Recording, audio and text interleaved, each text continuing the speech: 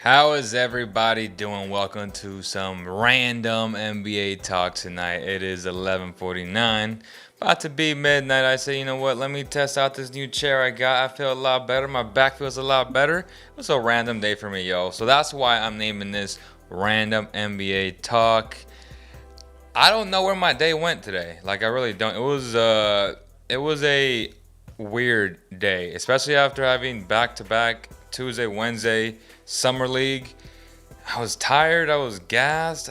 I was out of energy. I was just brainstorming all day in terms of content. I should be in Vegas on Sunday, watch the first two games for the Kings, and watch everybody else.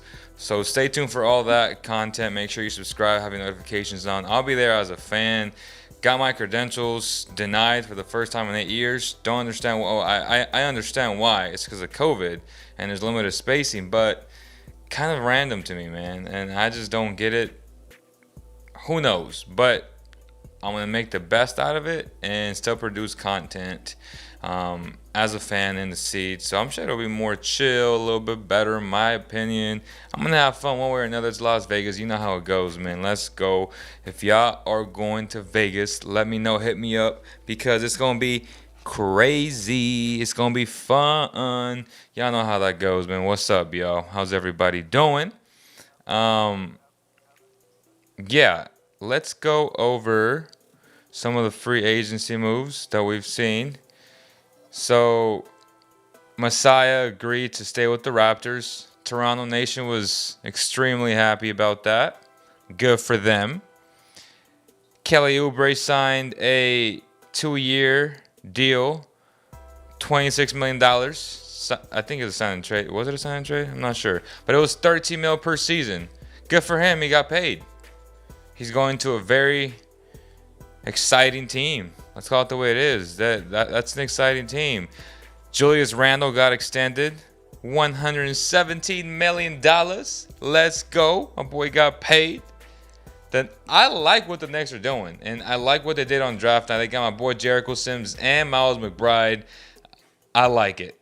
I like it a lot. Then Drummond going to the Sixers. Kind of a weird fit in theory. Especially after Embiid telling him that he owns a lot of real estate in his mind, rent free. So that's kind of weird. But, you know, it is what it is. Luka Doncic wasn't good enough. I'm just kidding. I'm not going to go there. Ever slander my man like that, man. But, you know, they lost to France, and now we're going to have France versus USA. US took care of business. It should have been Luka Doncic versus Team USA. Not going to happen. Big time block by Nicolas Batum. Gold medal game. France, USA. Hopefully France wakes up and at least competes. If not, it's going to be a rout. Because the US already lost to them. And I'm sure they have something to prove. And they're going to just go guns blazing trying to destroy them. So we'll see what happens there. Again, the Wizards, they get Spencer Dinwiddie. I like what they've done all offseason long. They're trying to build a team around Bradley Beal from what it seems like, and just give themselves a chance to re-sign Bradley. Don't know if that'll happen. I think eventually they'll end up trading him for some young assets, draft capital, and then just start the rebuild. That's what I think will ultimately happen. But they did get better, so give them credit for that, for at least trying to keep their superstar there. DeRozan to the Bulls. We kind of went over that yesterday. Lots of good stuff, man. And in terms of the rumors with Ben Simmons, Pascal Siakam, you know, the score, I think, the scoreboard, I don't know, but they put us they put up some random graphic saying, "Oh, Siakam for De'Aaron Fox." That was stupid. Don't understand it. That ain't never happening. No, it's just dumb. Like, nope. And then Simmons, he said he ain't returning your calls. Call me on my cell phone. Hell no. He said, I ain't returning your calls, Joel Embiid. I ain't trying to be there no more, man. I'm trying to be in California, in Sacramento. That's what he said. That's not what he said, but he was trying to be in California. So, what will Monty McNair do? What will the Warriors do? Are the Warriors a candidate to land Ben Simmons. I think I like 7 and 14 in terms of if I'm the Sixers. I know I want to win now, but if I can get Kuminga and Moses Moody and whoever else, like and picks, Andrew Wiggins, whatever makes it work, man. If I'm the Warriors, I'm going for Ben Simmons for sure. For sure, man. Zayad says, what about the Pistons? I like what the Pistons did, bro. Like, I do. Getting Kelly Olynyk, good player. Very intelligent, processes the game very well. Son of a basketball coach, so obviously he sees the game very well. But there are players who see the game, can process the game, can tell you what everything's going to happen, where everybody should be. But then when it comes to actually executing it, it doesn't always happen that way, right? And everybody is guilty of that, including myself. Like, I feel like I have a high IQ sometimes, though, or just even the most cerebral basketball players at the NBA level, there's very few of them if you truly think about it. There are very good players, but sometimes you're like, damn, like, why didn't he make this read? Or, why didn't he make this pass? Or why didn't he shoot here? Everybody processes the game a little bit differently, but the execution portion of it is what makes guys great and good. Some guys are good, some guys are great. That is a differentiating factor, man. Can you execute? But overall, the Pistons, though, you got Kate Cunningham, best player in the draft. They'll be fine. Jeremy Grant, they going to have some exciting lineups for sure. Kelly is a guy that can shoot the rock at a high level off of ball screens in transition for a big man. I think that's what they needed in terms of a stretch big. So I like that move for them for sure. What teams are... Oh, yeah, and then the whole Kawhi Leonard thing of Robert Horry saying, oh, he's disrespecting the Clippers. Like, bro, get the... What? He's Kawhi mother-hubbing Leonard. He can do whatever he want. He ain't mistreating the damn Clippers. Come on, man. Stop it. Stop with that nonsense, bro. We know that's nonsense. Turn the music off, man. How's everybody doing, by the way? Everyone makes mistakes, though, even the highest IQ players. Exactly. But then there are the cerebral basketball players that just are on a different level. Not to say that they don't create or make turnovers or make mistakes, but you can tell how they execute the game a little bit differently, right? But let's get to this interview, bro. Yeah.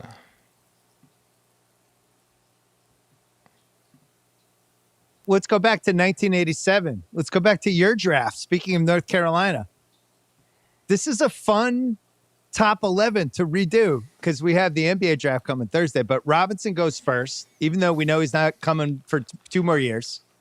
Armin Gilliam to the Suns second. Hobson to the Nets third. That's crazy. Your classic great athlete, shooting guard guy, doesn't really pan out. Reggie Williams to the Clippers fourth. I still feel like if he goes to a different team, his whole career is different. Hey, Leo, can we get an LOLs? Yes, sir. LOLZ. Reggie Miller and I redid our draft. Listen to this, though. This is interesting. Yeah. And okay, so Kenny Smith and Reggie Miller, they redid it because we remember this draft, and it was, well, it wasn't great in terms of where guys went, but I'm very interested to see what Kenny has to say about Hakeem and Giannis. But let's listen to this first portion of it, bro. We were in consensus that he would go second. Reggie go second because of the way the game is today. Facts. Yeah, Reggie Miller would. We're talking about the modern day game. If we were drafting in today's era, he would go second and I would go third. Simmons.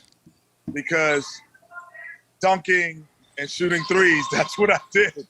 I was fast and I get to the rim and I dunked. And I shot threes. Facts. Reggie shot threes with an incredible distance early on, even in college. So we always say Robinson would still go one. Yeah. And he would go second, and I would go third. Well, so Pippen Jackson would be second or third round. He wouldn't even be drafted. Even undrafted free agent. So Robinson, Reggie, Scotty and goes Kenny. fifth, but he was at that point. It's Scotty pretty went high fifth, yeah. because we didn't know about his college experience. He was raw athlete, but 5 seemed like almost a reach. Yeah, I don't know if Scotty, back then because you had to shoot the three, and today, Scotty's just an athlete. Today's era, they wouldn't have known Scotty could be Scotty. I don't think people would have been able to foresee that. Right. I'd still say we still had Scotty going about 10 though. Oh yeah. Oh, bet. Yeah, we still because of his length and his size. Hell yeah. It would have been like, oh, he's going to be a great defender at that Facts. position. Well, so then it goes, you're 6th, you go to Sacramento. Kevin Johnson 7, Olden Polynice 8, Derek McKee 9, KJ, Horace Grant 10, Reggie Miller 11. Those are a lot of NBA years. That's like 90 to 95 just NBA seasons in 6 straight picks, which is pretty unusual for the draft. Yeah, and you know what the crazy thing is? I always say our draft was, obviously with Reggie and David, being, superb, great players. But everyone else, like Mark Jackson at 18, Muggsy Bogues at 13, Muggsy. We were all the guys who were the glue guys, the guys that help you win it all. Like there's a lot of championships or NBA finals. Floor raisers, right? In that 87 you raise draft. The floor. A lot of people who, won rings or were very close to winning rings. Yeah, and Reggie Lewis was the big prize later, but then, he's gone in 6 years, but that was an unbelievable pick for the Celtics. This draft was a really good draft. And I think this draft, I don't want to talk about the draft too much, but this draft this year, where I think the top 3 would all be number 1 picks overall in normal drafts, right? So you could get Evan Mobley with the 3rd pick, and he would have been the first pick in probably half of the last 10 drafts we've had. That's not true. So I'm really fascinated to see how it plays out. Cap on that. He ain't going over Zion. He ain't going over AD. He's not going over really top heavy. No. Not going over Ben Simmons coming out. These guys Hell no. Who are now getting a lot of attention, are they going to be – is Evan Mobley going to be as good as Chris Bosh as they're projecting? Like Markelle Fultz, that height. Cunningham going to be there's as a good difference, as like Paul Pierce? Is he really going to be that? Like he's going to be as good as those guys. And so we'll see, and where you go, you hit it on the head. If certain guys go certain places, last year, they hold potentially, with Edwards Coaching going 1. But think about your draft. If you just get taken by the Bulls, you have your own Last Dance episode. I always say, I used to tell my son this, and this was in confidence. I used to say, I'm so jealous of Scottie Pippen. And he's like, what do you mean? I was like, because he went 1 pick ahead of me. And I would have loved to play with Michael. I would have never had an issue with the way he, his tyranny, so to speak. I'm from New York City. That's how we talk to each other. Right. That's what we do. Like, and that brings out the best in you, I always thought. So I was so disappointed not going to the Bulls. And I was so jealous of Scotty for so long until I got to play with Hakeem. When I got to play with Hakeem, I was like, man, I finally got that again. I was so jealous of him the first 5 years of my career. I was like, I wish I was Scottie Pippen there. I wish I had been there. Well, the last time you were on, we were talking about how great Hakeem was, and he's the lost guy now. Here we go. Out of the top 15 best guys ever, he's the one that's faded away, partly because of who he is. He's a quiet dude. He's not out there. He's not on TV shows. He just kind of faded. Moses faded away for different reasons, and now Moses is gone. But both of those guys, whereas somebody like Shaq, he retires, and he was so famous when he was playing, and now he's on TV, and your legacy kind of keeps going. I was watching Giannis this year, and I'm thinking what he just did really reminded me of the Hakeem 94 and 95 runs in some way, right? Where it's like similar. The title was available. It was ready to be stolen by somebody. He stayed healthy. He got better as it went along. He dipped into some different level that we weren't positive he had in him, and made the guys around him better, and he just took the title. It was not much different than your 94 title, right? I 100% agree, and, you have some really interesting pieces, some guys who, people didn't think that could get it done at other places. We played with a chip on our shoulder, the Mario Ellies and Vernon Maxwell's of the world. You know, didn't think they could get it done at other places, including myself. And then, but what the one thing that I would say, they were the best basketball team this year, because everyone's like, oh, injuries. I'm like, every team this year had an injury, but they were the only ones who could sustain it. Right. They won a series without him. Stop the whole damn cap, man. Put some respect on Giannis' damn name. Every other team in the league, LeBron and the Lakers, they couldn't hold it down until AD got back. You know, the hit Phoenix that like Suns, button, yo, man. they I held it appreciate down that, bro. until Chris Paul got back. Let's get these likes up, man. Every other team held it down. Disrespect my boy Giannis like that.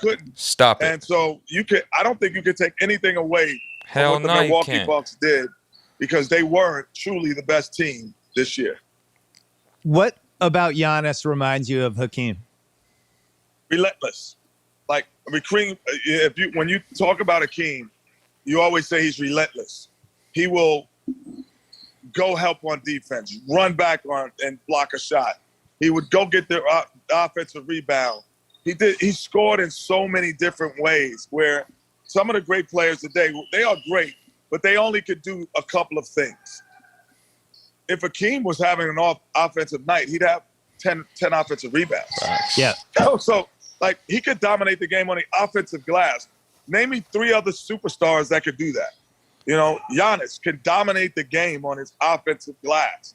You know what? I'm not having a great day. And that's what I'm talking about when it comes to today's superstar, right?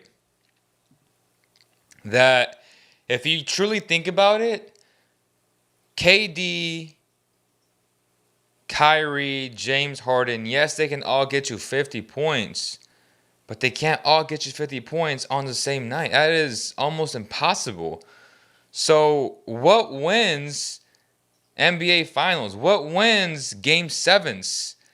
Superstars diving on the floor, doing the little things, doing the dirty things to win these super, super close games. Yeah, KD makes that shot, foot on the line, barely a toe, whatever, right? But none of those 3 dudes, those superstars, are willing to lead by example, dive on the floor, play defense at an insane level, the way Drew Holiday did, the way Giannis did, the way he would block a shot, pin it to the glass, sprint his ass to the other side of the court, catch an alley-oop. Those are the mesmerizing, the Hall of Fame memories that will never fade away, bro. That will go down in history as one of the greatest things ever. That's my point. Can any of these dudes do the little things, man? When their shot's not falling, what can they do?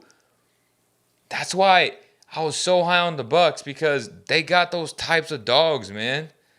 I'm not saying KD, Kyrie, and James aren't like a dog, but what I'm saying is they ain't gonna die for a basketball, bro. Like, the little things, the intangibles that win basketball games, Giannis does that. So if he leads by example, that makes everybody else want to be that. Yes, they have role players like Joe Harris, like Bruce Brown, that did those things, but everybody didn't do those things. And I felt like the Bucks, every single one of those motherfuckers wanted to do those things because their leader, right, their best player, was willing and actually did those things. Take notice of that and just appreciate his greatness, the effort. We always oversee and just undervalue effort, man. Giannis was playing with a busted knee, and my boy was out there just doing everything. That's crazy, man. Give the man his respect. Give that man his respect. That is not cap. That's a fact. That's a fact. Stop it. Your best player will not get 20 points tonight. He won't get 20. And we're talking about a guard too with Hakeem and Giannis. Like, because they can shot block, you could be a great driver and can't score. Oh, you know what? You're a great shooter. We switch you on a pick and roll, and he can defend you. Like, it's so many different ways, and their relentlessness of how they did it. Russell Westbrook has it. Michael Jordan has it. Giannis has it, and Hakeem had it. And obviously Michael and Kobe. I don't know about Yeah, Russ, poor Chris but Paul, who's almost your age at this point. And he's feeling great all playoffs. And then in this series, he gets his switch that he wants, but it's Giannis guarding him. It's like, oh, this is a little different. Yeah, a little bit different. And, Chris has done an unbelievable job, orchestrating a young team who really has shown that they were ready in the bubble. Facts, Ian. Talk to them, boy. He pushed them over the top. They probably would have lost in the first round or maybe second round if he's not there. And they had, the same team they had in the bubble. But his ability to get them over the top, and the first time for him being out, when he was because his championship might be different in the Houston Rockets if he doesn't go down. That might be different with the Clippers if he doesn't go down. Do you think he's going to be a free agent? Kyle Lowry's a free agent. These guys are in their mid-30s. They're guards. Little guys, notoriously, it can just go and that's it, And when you're a little guy and you lose a half step, it's like losing 4 steps.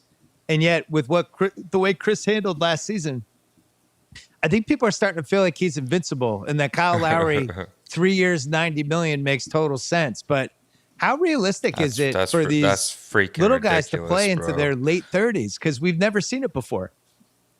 Well, I think you're going to see more and more of it because of the lack of hand checking. So there's no hand check rule. So that physicality that slows you down, isn't there anymore. So now, not only that you lose a step, now I could hold you as well. You lose 3 to 4 steps. Well, without the physicality, I think, guys, your skill level could keep you around. You could be Ginobili was the first one to me that did it. That could play into his 40s. Like, how is a 2 guard playing in his 40s? It's like there's no hand check. He's able to slither through still. He's still able to do things. So I think you'll see more of it. It's a good based point. off the fact of lack of physicality. And I'm now mad it's at that. around. It's really dribbling around cones at times and shooting over larger cones. Yeah. It's not the same as it was in the 90s, let's say. And you have couldn't do that. And you have the dieting. You have the all the tricks that they have now that they didn't have in the mid 90s. Yeah, the biggest trick is you don't have Alvin Robertson's hand on you. You don't have Vernon Maxwell's hand on you. You don't have. That's the biggest trick of all. You can have the best diet in the world, but if you have that, you're okay. When did you realize you were heading toward an end? What year was it? Was there a moment where you're like, oh, I'm not, I can see the finish line right now? When, I was the jet, so to speak, Bill. Yeah. And, when I would get a steal, you get a steal and you take a picture. You take a mental picture of what's behind you. And then it, and then you can see what's in front of you. So funny, so true. And when I used to take that mental picture, everyone would be like standing up straight. And then all of a sudden, everybody was like this. They were in running mode. They were like, they believed they could catch me. Oh my God. And they started to catch up. And I was like, anytime I would get a steal, I would now have to make it a 2-on-1 break. That's when I knew the end was there. Where I get a steal, it was like, no one's going to catch me. I'm going to dunk this thing as hard as I can. And there's no one ever going to be near me. But when you take that middle picture and everybody's face is like this. Great analogy, great example, bro. The end is near. Big facts. What was the biggest lesson for you from this basketball season? Did you take anything away? So you feel like the Bucks were the right team that won, Facts. And yet I could argue best team, bro. If Durant's big toe is 6 inches back, the Nets win the title. How are we going to remember this season 5 years from now? They couldn't sustain it. They couldn't play well enough to get Kyrie back. They couldn't play well enough to get Hard and healthy. Thank you. The Bucks did that. Finally someone says we watched it the guy, besides myself. That may be one of the most Holy catastrophic smokes. Thank you, looking Kenny. injuries with Giannis. and they held it down until he got Like there. Giannis So was to me, banged up too. that was the difference. I'm like, this is the hold down year. Can you hold me down? Yeah. Can you hold your best players down? And the Milwaukee Bucks held them down. So I have to tip my hat off to them because the Lakers couldn't do it. You know, the Nets couldn't do it. Nuggets couldn't Philly do really it. could. Philly kind of didn't have to do it. They just didn't play well enough. So they were the best team. Would you trade for Ben Simmons? Yes. No Without doubt. question. Without I question. think that, you know, I used to play with a couple of guys, and they Thank used you. to say they couldn't shoot the basketball. All through my life, high school, college, whatever. And they were, and I was always a good shooter. And I'm like, oh, come on, let's go work out. Well, you come work for me out. You know, we'll get you jumping right. We'll get you. Facts. Avery Johnson was one of those guys. Bro, Ben Simmons I has said, his but, brother you as know, his freaking shooting coach. We're gonna get to a point where He's gonna get to a point where he hires you're gonna somebody shoot it that's well enough, a you're gonna pro, tell people, but like I still do this Rafador. so well. You still might not see it. So let's concentrate on what you do really well. So Ben does a lot of you don't things shoot well, the bro. three, but they might not ever have to see it. You know, and that's when you start becoming elite. And that's what Giannis did. He said, I don't shoot the three well, but I'm going to do this so great that you might not have to see it. Perfect example. And I think Ben has to really focus in on that and say, I'm going to push the basketball at 6'10" at a pace that you might not ever see me shoot a three. But I will work on it, but you might not ever see it. Yeah, I guess I'm a big defender of his. I thought he was terrible in the playoffs. I mean, he obviously Facts. fell apart. No doubt. The question for me is, there's this, I think as a regular season guy, I could build a team around him that's Hell really yeah, good, you can. right? He Like makes said, you 10 wins I better. put the ball in his hands. I'm running. I'm going. I have shooters. I'm giving him the car keys. He's doing his thing. But when we get to the playoffs and it slows down and it gets super physical and it Yep. gets tense and you can feel it in the arena and every possession's like squeezing blood from a rock. Do I want him out there in those situations? That's the part I can't wrap my head around. Well, to be a great player to me in life, like a superstar, not an all-star. There's a difference between an all-star and superstar. There's 5 ways to control a game. Obviously, we know rebounding, scoring, and assist. Then there's defense. There's leadership. And then the last, which is the most important for a guard, is pace of game. So in the playoffs, when you played the Phoenix Suns with Steve Nash, Jason Kidd, you still had to play fast. Yeah. Like, they make you play at that pace. I don't care who you are. You're going to have to score 110 points. They dictate to beat the pace, the Phoenix bro. Suns with Jason Kidd or Steve Nash at the point in the playoffs. That's how he has to think. To me, that's what I would be emphasizing if I was a teammate, coach, general manager, or president. Facts. Like, you have to play at this pace, and you have to make us play and make the other team say, you got to score 110 to beat us. And if you could do that, no one's going to give a damn about your jump shot. Well, he's not the player Well, Hakeem was. But everyone forgets there was this Hakeem His jump moment, shot's right, going to in matter 92 in those moments. before in the Eastern he Conference had his Finals 3-year run when where he wanted to get traded. he's reluctant to shoot. He was out I'm there. not He was naive available. about. I'm not stupid And I about remember that. there were But like Reggie Lewis for Hakeem he can work on trade those rumors things from a and mental shit. perspective. Every city and had their an version of like, can we get Hakeem? present A little like on what the is floor happening with type Dame Lillard thing. now. And I Like, wonder, just like with this hire Philly the right thing, damn shooting because coach, to me bro. it seems broken. Not your I brother, just don't not think your friend's Embiid and brother. Like Simmons no, make like sense a together. real I don't pro think they're ever gonna that has make it, taken but guys who we have kind of felt like a with Hakeem in reputation Houston to in 92, elevate it's dudes' like, oh, well, jumpers. he can never be the best guy in a title team. He needs to change the scenery. We had all these preconceived things, and then he ripped off one of the great 3-year runs any centers had. Simmons isn't Hakeem, but it's always I always think about that. That sometimes a trade you don't make can be the best trade you make. You know. The trade that was just going to let you know was actually going to go through. And it was Glenn Rice and Vlade Divac Oh shit! for Hakeem Olajuwon. Holy What? smokes! Yeah. That's it. And I think in a pick. You know, Glenn Rice was, the shooting, he Yeah, he was an great. all-star at the time. Vlade was Vlade. So, that was a trade that was going down. And I remember going to Hakeem and going, do you really want to not be here? And then, he went to college there. Yeah, like he's leaving Houston. Really he's leaving close. a place he'd been for 12 years. Yeah, he and I were really close, and most of our team, that 12 guys, like we all had a relationship where we could ask the honest question to each other, and he kind of danced around it. And so he said, I haven't heard the right thing to make me stay. Yep. And then Rudy Tomjanovich, we were talking, and I think we all sitting around, and he said he hasn't heard the right thing to make him stay. And our owner at the time, Charlie Thomas, we were playing, I'll never forget, we were playing Seattle, which is a 4-hour flight from Houston to, and he sat next to Hakeem for 4 hours, and they talked. And the way he started laughing, I heard that Hakeem laugh. I was like, he's staying. I was like, as good as those two guys were, I knew what he was. And I was like, I was so happy when I could hear his laughter, like after about an hour and a half into the flight. And I was like, wow, that's the first time we've heard this guy laugh in about 3 weeks. Facts, bro. Great stuff there.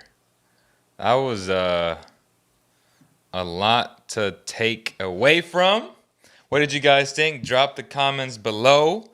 If you haven't hit the like, please do so. Or dislike, whatever it is, man. Drop the comments below. Someone said don't compare Giannis to the GOAT Hakeem. Stop it, man. Put some respect on Giannis' name, bro. Like, enough is enough for the disrespect. But a lot of great points with him as a player and when it was time. Essentially, call it quits. Just the relentlessness from both Hakeem and Giannis. For people to try and discredit Giannis, to me, it's just the most absurd, ridiculous, disrespectful thing I've seen in such a long time. Think about how dumb that sounds, man. Oh, Kevin Durant's the... Okay? He had overtime. He had another 5 minutes to prove it. Guess who got buckets? Giannis did. In the paint without a jump shot. His relentlessness to do what he does great. And that's being in the paint. Tripling down on your strengths as opposed to focusing on your weaknesses. We all know he can't shoot. But guess what? My man still got a 50-piece in the finals. Without having a proper, solid jump shot, bro. What does that tell you? It means that if you can just triple down on your strengths just in life, you're going to be just fine, bro. You're going to be just fine. I promise you that. I promise you that, man.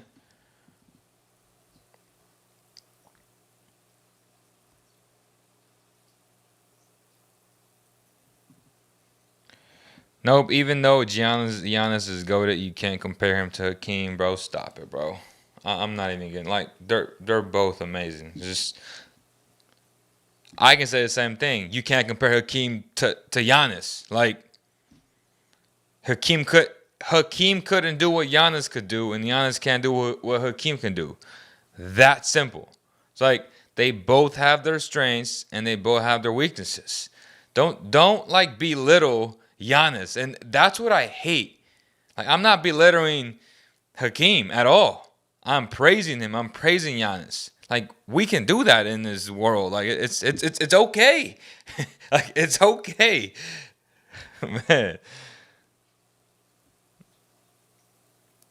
Talk to him, Tyson. The Nets have 5 extra minutes, and they only put up 2 points. No excuse. No excuses, man. Talk to him. That's my guy, bro. It was great meeting you, my man. Chip says, LOL, get the out of here. I guess, bro. I guess, man. We can agree to disagree, bro. We can agree to disagree. But the reality is, Giannis beat KD. He beat Trae Young. He beat Chris Paul. Who else he beat? Jimmy Butler. I don't know, bro. Like, Whatever y'all want to say, trying to belittle my guy, like, I don't know what to say, bro. This dude is an animal.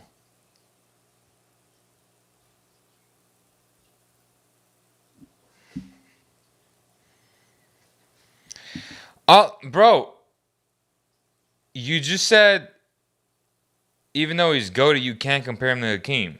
That's implying that he's not in the same realm as Hakeem, and that's bullshit. Like, that's a lie.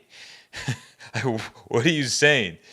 Hakeem, MJ, and Michael are first ever MVP and defensive players, or whatever the stat was. Like, they're in the same realm without question. Giannis has done nothing but win. Like, he's won so many regular season games. He's been so close before. He just needed to break through the same way Michael broke through, bro. He couldn't beat the Pistons. Guess what? Like, to me, the Heat were that team where they just couldn't beat the Heat, and then they just broke through, man. They got tougher. They signed the right role players to um to help, right? To help guys like Giannis, like Chris, to complement was the word I was looking for. To complement these types of players, bro. Like, they all need these tough ass role players, and they got two of them, man. And Bobby Portis and PJ Tucker, they were great acquisitions, man. Giannis had multiple signature defensive and offensive plays in one final. So fun to watch. Hey, man, bro, we just gonna end it on there, man. Dude, he had iconic. Giannis had iconic moments. Insane. Shout out to Ian. Shout out to everybody who joined the live. So make sure you hit the like, share, and subscribe. Again, man, the random ass day for me. I said, why not? Let's just talk some random basketball. I thought it was fun to always bring all this stuff up. Again, it's going to spark some stuff, some debates. But again, it's all love for every single one of you guys. Don't take anything personal, man. Both Hakeem, both Giannis, great players. We'll see what happens tomorrow. Again, I'll see you guys in Vegas. I'm flying out Sunday. It starts on Sunday, so I'll catch the latter end of the games. It's gonna be fun, man. I'm gonna be there for 4 days. I'm gonna be recording with my phone because I don't think I'm even gonna. I'm going to take my equipment just to have it in my hotel room and then go live after. But in terms of, without credentials, you really can't do it. Again, I've been credentialed for 8 years because of COVID. Though there's lack of space, limited space, whatever, man. We gonna make the best out of it, man. There's no excuse. I'll make excuses. We're still going to provide cool, different, unique content from a different lens. That's just how we do it, bro. I got love and respect for every single one of you guys. Make sure you share, like, and subscribe for more content on Basketball Zone. Thank you guys so much, man. And I'll see you guys on the next one. Peace.